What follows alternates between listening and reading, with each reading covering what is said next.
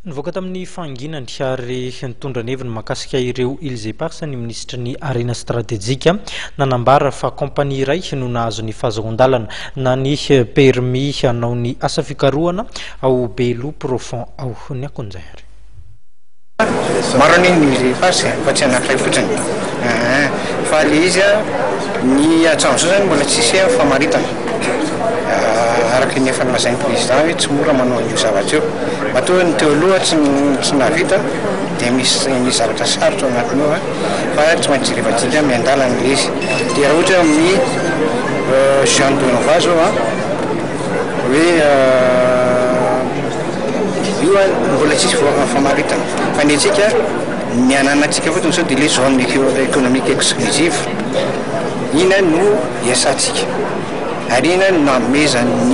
misy permis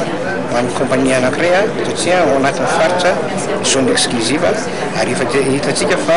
mety misy potentialité ao dia izay no nanaovana azy fa le ny négociation amin'ny îles éparses tsy mirelevé amin'ny aty amin'ny ministère fa na international io ary tena hoe sarotra.